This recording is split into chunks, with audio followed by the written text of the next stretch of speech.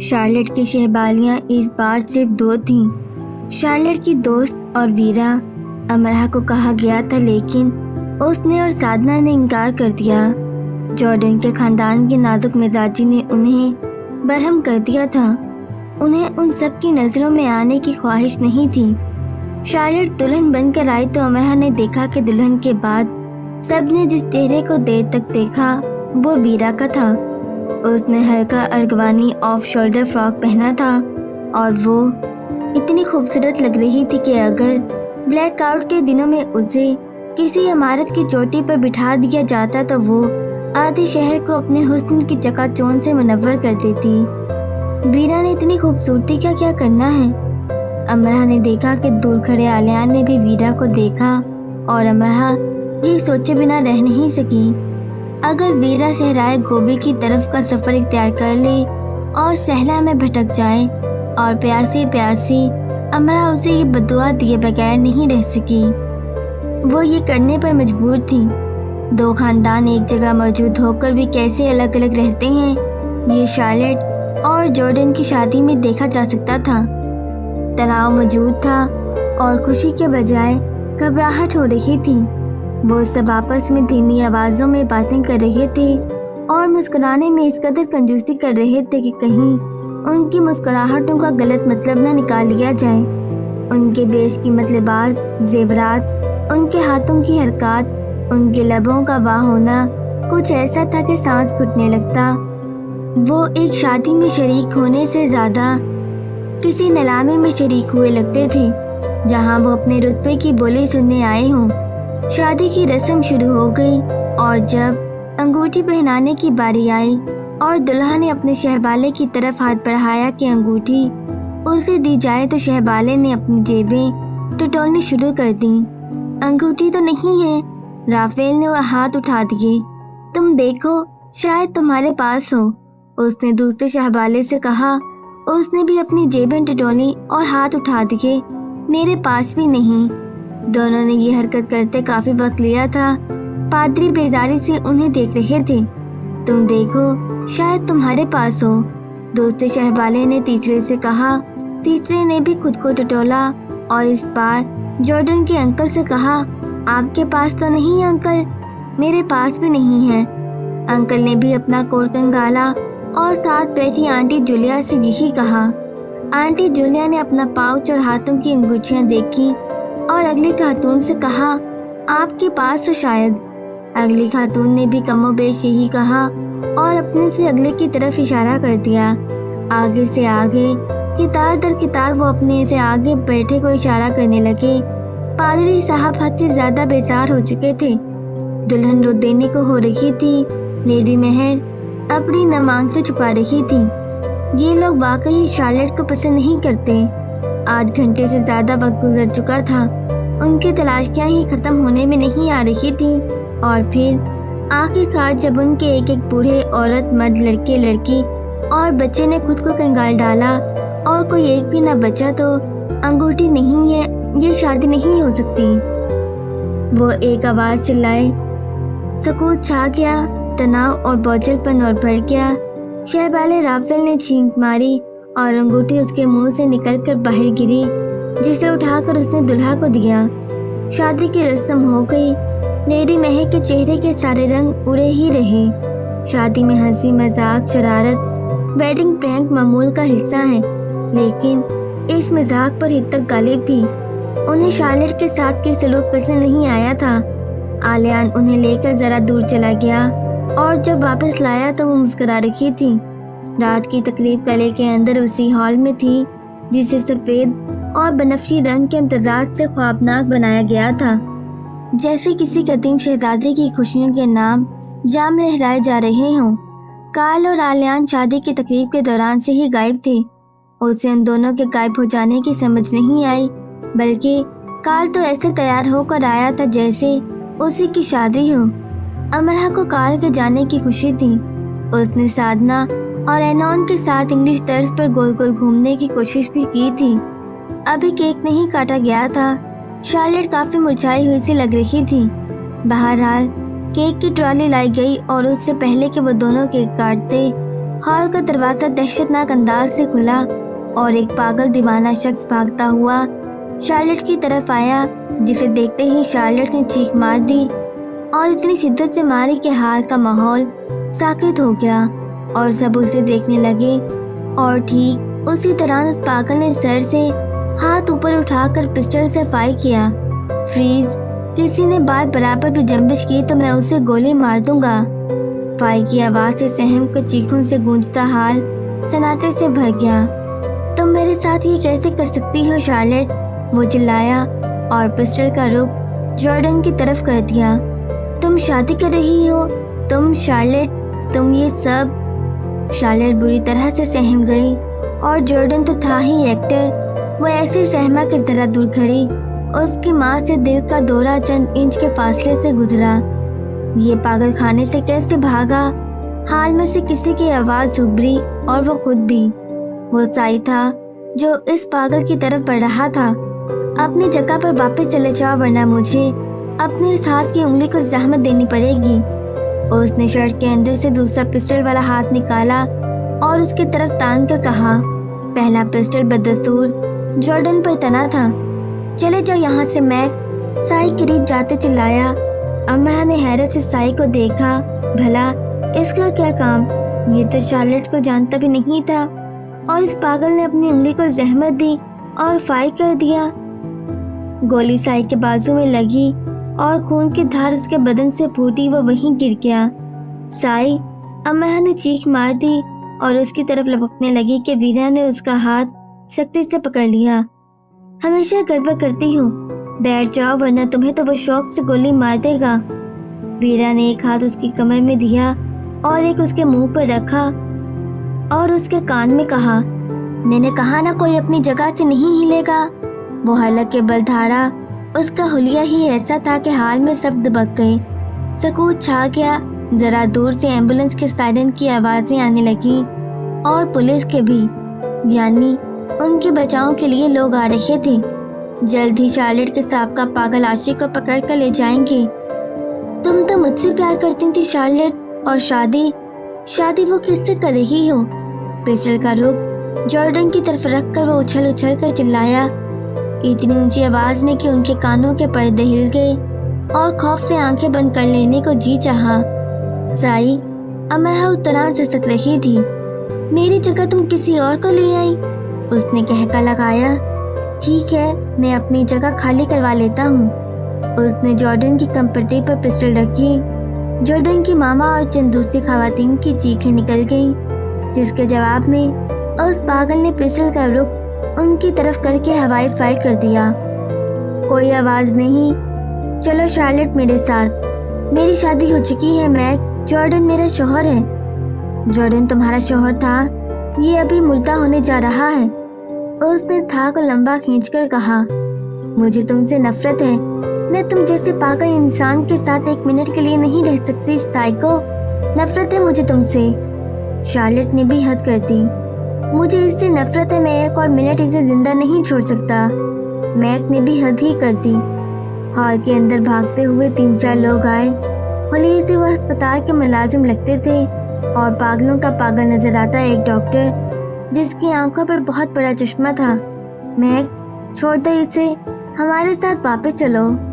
Doctor जरा दूर से मोहतात अंदाज में चिल्लाया। हॉल वालों की नजरें अब डॉक्टर पर थीं। मुझे पागल समझा है क्या? उसने जुनूनी कहका लगाया और पिस्टल का रुख डॉक्टर की तरफ कर दिया। हिसाब किताब तो तुमसे भी बाकी है मेरे। तुम इसे मार डालोगे? डॉक्टर ने जॉर्डन की तरफ इशारा किया। शुक्रिया याद दिलाने के लिए कि मुझे इसे मारना है। तुम ये नहीं करोगे मैक, मैं ये करूँगा।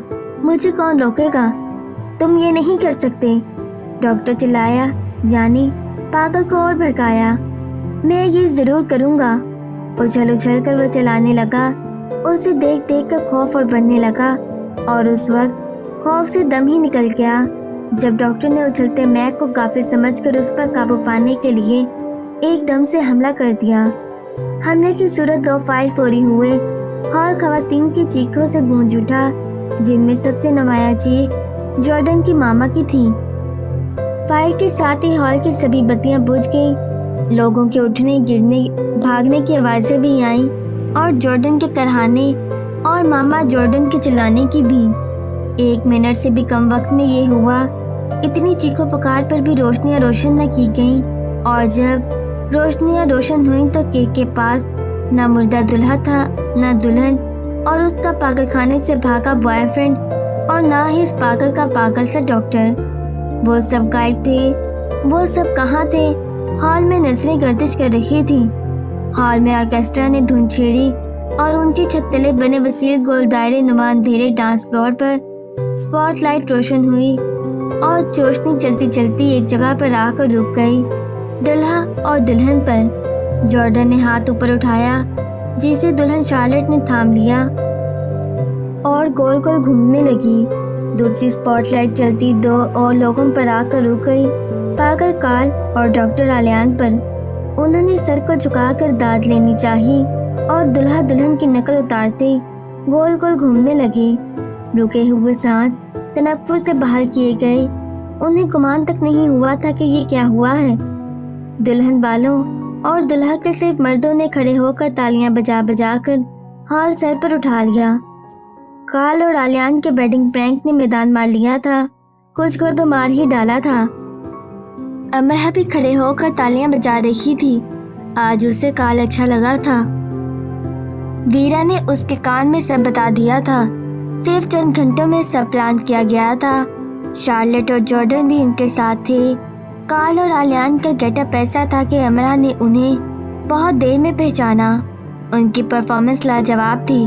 पागलों से बढ़कर कार्ल पागल लग रहा था, तो इसीलिए हर 4 में से तीसरे को कार्ल होना चाहिए, हर 3 में से दूसरे को, और हर 2 में से पहले को थोड़ा थोड़ा कार्ल ज़रूर होना चाहिए, क्योंकि कभी कभी ये बहुत ज़रूरी है। मुझे अच्छा लगा अमरा ने मेरे लिए इतनी दर्दनाक चीख मारी। मुझे तो ये लगने लगा था कि प्रैंक उल्टा हमारे गले ही पड़ जाएगा। ख़वातीन की चीखों की हालत कुछ ठीक नहीं थी। मैं देख रहा हूँ कि बात बदलने में तुम काफ़ी माहिर हो चुके हो। तुम्हें ऐसी बात नहीं करनी चाहिए कि मुझे बात बदलनी पड़े या जिसका मैं जवाब देना ना चाहूँ। आलियान, मैं अच्छा बुरा सब सुनता हूँ, लेकिन सिर्फ वो कहने की कोशिश करता हूँ जो ठीक हो। मेरी बात गौर से सुनो आलियान। अगर मेरी जगह गोली तुम्हें लगती तो तुम देखते कि हॉल अमरहा की चीखों से गूंज उठता, और तुम ये भी देखते कि ये तुम्हारा वहम है। मुझे ऐसी कोई खुशफहमी नहीं ना पालनी है। मुझे तुम साई पर वहम का इल्ज़ाम नहीं लगा सकते, ठीक है, लेकिन अब मैं इससे आगे निकल आया हूँ। पलट कर देखो कि इसे पीछे छोड़ आए हो, और याद रखना हमें सिर्फ ये गुमान ही होता है कि हम आगे बढ़ आए हैं। सिर्फ गुमान।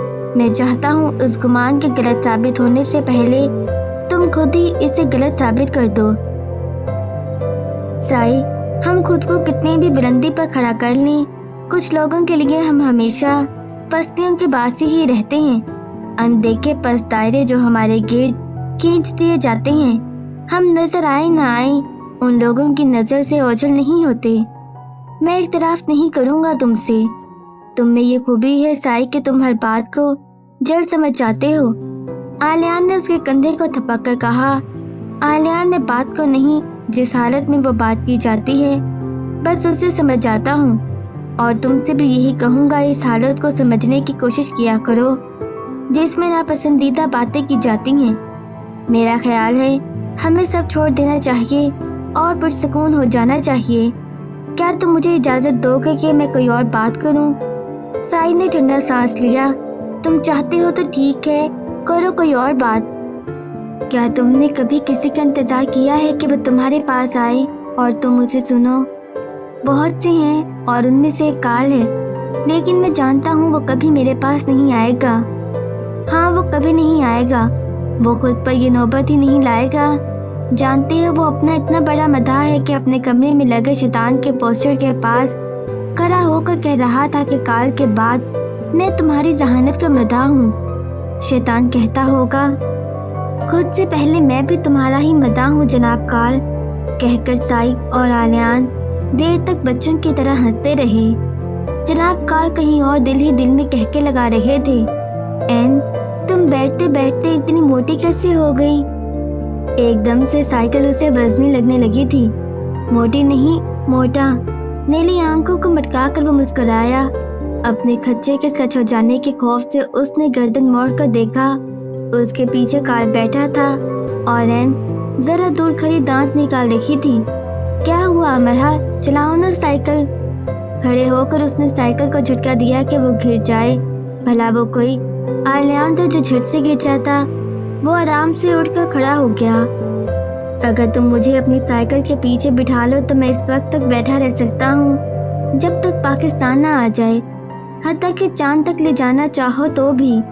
میں تمہیں اس وقت تک ضرور بٹھائے رکھ سکتی ہوں جب تک جہنم نہ آ جائے۔ ٹھیک ہے، اپنے ٹھکانے تک لے چلو، آگے جنت تک میں پیدل چلا جاؤں گا۔ امرا پیدل ہی سائیکل لے کر آگے آگے چلنے لگی۔ اس کے ہوتے وہ اسے چلانے کی غلطی نہیں کرنا چاہتی تھی کہ اسے ایسے گرا دے کہ وہ بستر سے ہی نہ اٹھ پائے۔ میں دیکھ رہا ہوں کہ تم اچھی سائیکل چلا لیتی ہو، ایک ریس ہو جائے۔ امرا کو اس کی بات پر ہنسی آئی، لیکن وہ ہنسی نہیں، سنجیدگی سے آگے چلتی رہی اور وہ ساتھ آنے سے باز نہ رہا۔ تم مجھے نظر انداز کر رہی ہو، چلو میں تمہاری اس حرکت کو نظر انداز کرتا ہوں۔ سنو، چند سالوں بعد میں میئر بن جاؤں گا، پھر بہت جلد ہی وزیر اعظم۔ پھر میرا ارادہ تیسری عالمی جنگ شروع کروانے کا ہے تاکہ تم جیسے بیکار اور ڈرپوک لوگ ختم ہو جائیں۔ تم سمجھ ہی رہی ہوگی کہ میں کیا کہنا چاہ رہا ہوں۔ مجھ جیسی عالمی شخصیت جس پر کئی ہزار کتابیں لکھی جا رہی ہوں گی اور جو کئی ملکوں کی پولیس اور فوج کا مطلوب ہوگا۔ امرا نے معصومیت سے اس کی بات مکمل کی۔ تمہیں مجھے ٹوکنا نہیں چاہیے تھا، لیکن چلو میں تمہیں اس حرکت پر معاف کرتا ہوں۔ تو مجھ جیسی بے مثال شخصیت سے ہار جانا بھی بہت زیادہ قابل فخر ہوگا۔ تمہیں یہ اعزاز حاصل کر لینا چاہیے۔ یونی میں تم اس فخر کو حاصل کرنے کا اعزاز دوسروں کو کیوں نہیں دیتے؟ میں اپنے مقابلے میں عام لوگوں کو نہیں لاتا، اس پر خوش ہو جاؤ کہ تم خاص ہو۔ تم اور آلیان ایک ریس کیوں نہیں لگاتے؟ میں آلیان پر شرط لگانا چاہتی ہوں۔ تم آلیان کی سپورٹر ہو؟ آئی سی، بالکل، ابھی بھی ہمیشہ رہوں گی۔ بیچارہ آلیان، دی گریٹ آلیان۔ اس نے گردن کا فقرہ اٹھا کر کہا کہ کال دیکھتا ہی رہ گیا۔ میں تمہیں بتا دوں کہ میں اس سے حسد رکھتا ہوں، نہ اسے ہرانے کی خواہش۔ میں اسے کئی بار ہرا چکا ہوں۔ اگر تم نے مجھے ہرا دیا تو میں تم دونوں کی دوستی کروا سکتا ہوں۔ یہ میرے بائیں ہاتھ کا کھیل ہے، تمہیں میری قابلیت پر شک نہیں ہونا چاہیے۔ اس سے دوستی کرنے کے لیے مجھے تمہاری مدد نہیں لینی چاہیے۔ یہ میرے دماغ کے بائیں حصے کا مشورہ ہے، مجھے اس بائیں حصے کے مشورے پر شک نہیں کرنا چاہیے۔ ریس تو ہوگی امرا، ورنہ تمہاری بہت بے عزتی ہوگی۔ دیکھتے رہو خواب۔ وہ سائیکل لے کر چلی گئی۔ میں خواب نہیں، تعبیریں دیکھتا ہوں، وہ بھی کھلی آنکھوں سے۔ میں بھی صرف خواب نہیں، ڈراؤنے خواب دیکھتی ہوں، وہ بھی کھلی آنکھوں سے۔ جب جب تمہیں دیکھتی ہوں، وہ چلائی، اور یہ جا وہ جا۔ دادا آج کل بہت خوش رہتے تھے، جیسے وہ مل گیا ہو جس کی تلاش تھی۔ وہ پوچھتی تو ہنس کر خاموش ہو جاتے۔ ان کے ایسے انداز کے بعد اسے بے سکونی سی رہتی۔ وہ کلاس میں توجہ سے لیکچر سن پاتی، نہ اسٹور پر ٹھیک سے کام ہو پاتا۔ دادا کے رویے اسے سہما دیتے، اتنا کہ وہ بزنس ڈپارٹمنٹ کی طرف جاتے جاتے پلٹ آتی۔ میں کئی بار مل چکا ہوں اس سے، اور میں بتا نہیں سکتا کہ میں کس قدر خوش ہوں۔ میں اسے تقریباً ہر طرح سے آزما چکا ہوں۔ ابھی میں نے گھر میں بات نہیں کی۔ اس سے پہلی بار دادا کی آواز بھدی لگی اور الفاظ بدنما۔ آپ کو مجھ سے ایسی باتیں نہیں کرنی چاہیے دادا، وہ بہت مشکل سے یہ کہہ پاتی۔ وہ حیران ہوئے۔ تم شرما رہی ہو تو نہیں کرتا؟ بالکل نہیں، بس مجھے تعلیم مکمل کرنے دیں۔ شادی تمہاری ڈگری کے بعد ہی ہوگی امرا، میری شادی نہیں ہوگی۔ مجھے شادی نہیں کرنی۔ شہریار بہت روشن خیال ہے، اور ورلڈ بینک کا صدر اور کسی یونیورسٹی کا چانسلر ہی کیوں نہ ہو، تو تم فیصلے کا اختیار اپنے ہاتھ میں رکھنا چاہتی ہو۔ دادا کا انداز ایسے سنجیدہ ہو گیا کہ پہلے کبھی نہیں ہوا ہوگا۔ دونوں کے درمیان سکوت چھا گیا، جس سے دادا کے خدشات کی تصدیق ہوئی۔ ٹھیک ہے، لیکن مجھے تم سے یہ توقع نہیں تھی۔ मैं सिर्फ हाँ ना का इख्तियार इस्तेमाल कर रही हूँ। मैं तुम्हारी ना से भी वाकिफ हूँ और हाँ से भी अनजान नहीं। मुझे पागल मत बनाओ। तो आप चाहते हैं मैं खुद को पागल कर लूँ? वो झटक कर बोली। एक बार फिर सकूत दोनों के दरमियान तन गया। दादा उसके अंदाज पर दंग रह गई। कौन है वो अमरा? पाकिस्तानी, अमेरिकी, मिस्री, रूसी, बरतानवी? कौन है वो? मुस्लिम, गैर मुस्लिम? जो कोई भी है मुझे बताने लगो तो उसका हसब नसब हाथ में रख कर बैठना।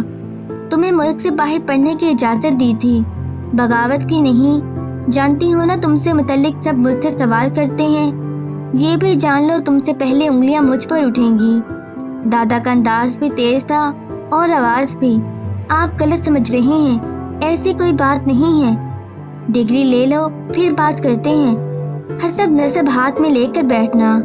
कितने ही दिन कितनी ही बार उसने सर को झटका, लेकिन वो इस फिक्रे की गूंज से जान नहीं छुड़ा सकी। उसके दिल पर उस पहाड़ का बोझ आ गिरा जिसे कभी सर न किया जा सका हो। यूनी में वो आलियान के रास्ते की तरफ जाती और पलट आती। क्या फ़ायदा, खुद से कहती भी और पूछती भी। सेमेस्टर ख़त्म होने को था लेकिन ज़िंदगी तो ख़त्म नहीं हो रही थी ना। और फिर ऐसे लोगों की ज़िंदगी वैसे भी बहुत लंबी हो जाती है, जो मनचाहे रास्तों की तरफ जाते भी हों और पलट आने पर भी मजबूर हों।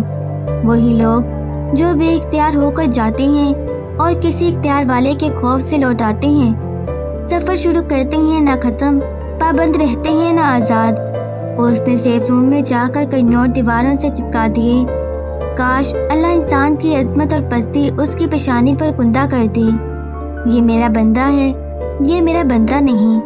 फिर हसब नसब, खानदान, ज़ात, मजहब पर सवाल न उठे। वो काली स्याही से सुनहरी हरूफ लिखती जाती।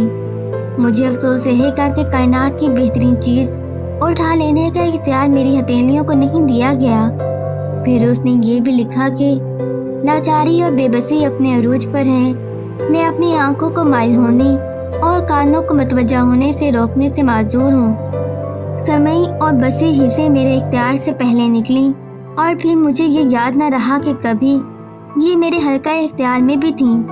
मैं दुनिया में किसी भी इंसान को ठीक ठीक ये समझा नहीं सकूंगी कि अपनी ही चीज़ों का अपने इख्तियार से निकल जाना कब होना शुरू हो जाता है और फिर उसे ख़त्म कर देना मुमकिनात में से एक हो जाता है। मैं एक कमज़ोर इंसान हूँ, नामुमकिनात की तरफ पेशकदमी कैसे करूँ? मुझे रुक जाने का अंदियाना दिया जाए, मुझे चलते रहने की नवीज़ सुना दी जाए। कोई सजदों में सर झुकाए और सिर्फ मेरे लिए हाथ उठाए। मैं यहाँ वहाँ पाबंद हूँ, वो मुझे आज़ाद करवा ले जाए।